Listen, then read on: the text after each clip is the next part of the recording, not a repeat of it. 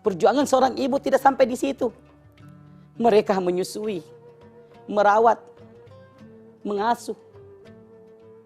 Bahkan seorang ibu sementara enak tidurnya, enak makannya, tiba-tiba anaknya menangis, maka pasti seorang ibu akan terbangun dari lelapnya tidurnya, tak lain dan tak bukan untuk menjaga dan merawat anaknya.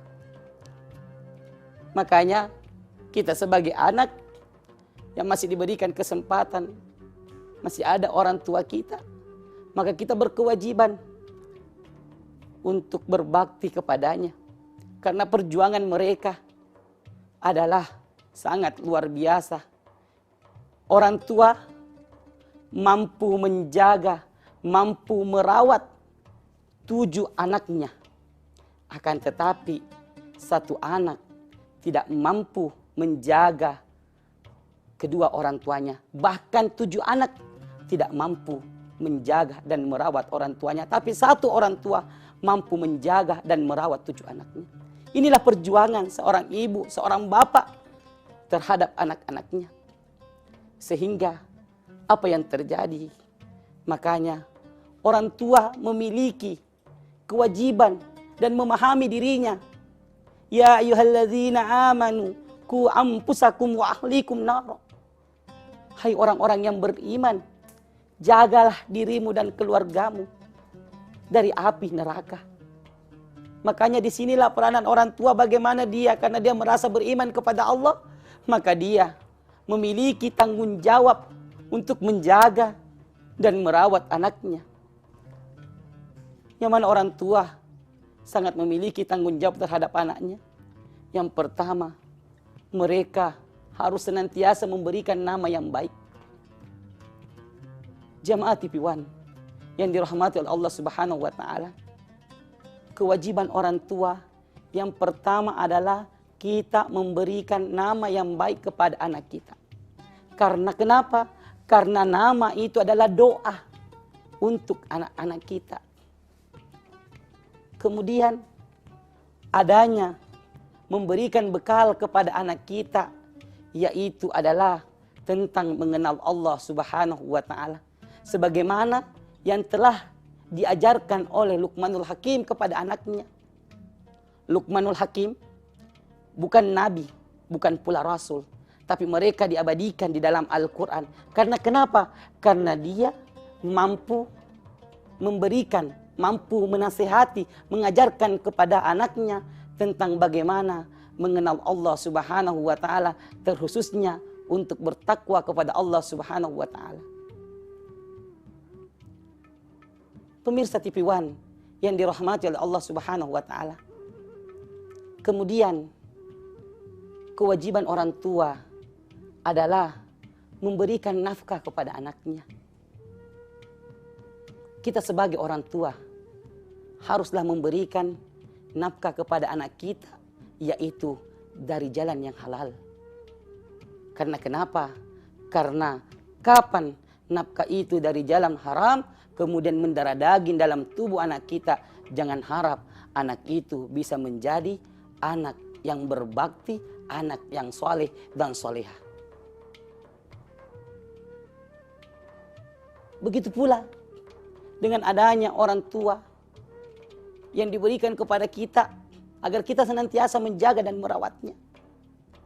Jangan sampai begitu juga dengan orang tua, jangan selalu mendoakan anak-anak kita jelek. Karena sekarang saya lihat betapa banyak orang tua ketika anaknya dimarahi, dia langsung memanggilnya dengan nama-nama binatang. Sebenarnya nama-nama yang tidak senonoh, padahal itu nama itu adalah doa. Makanya kita kembali kepada Imam As-Sudais. Bagaimana Imam As-Sudais? Imam As-Sudais adalah imam yang terkenal di Masjidil Haram. Ketika kita melihat biografi beliau, bahwa Imam As-Sudais kecil ini, pada saat dia kecil, yaitu dia sangat nakal. Apa yang terjadi? Pada saat itu, ibunya, keluarganya ingin kedatangan tamu. Ibunya menyediakan makanan di atas meja. Tiba-tiba Imam As-Sudais kecil masuk ke dalam rumah, kemudian mengambil segenggam pasir, lalu dia hamburkan pasir itu di atas makanan. Apa yang terjadi seandainya orang tuanya adalah orang tua yang jelek, maka dia akan mendoakan, maka dia akan marah sama anaknya. Tapi apa yang terjadi?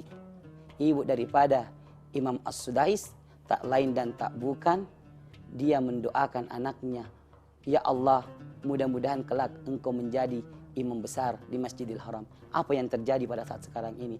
Beliau menjadi imam besar di Masjidil Haram.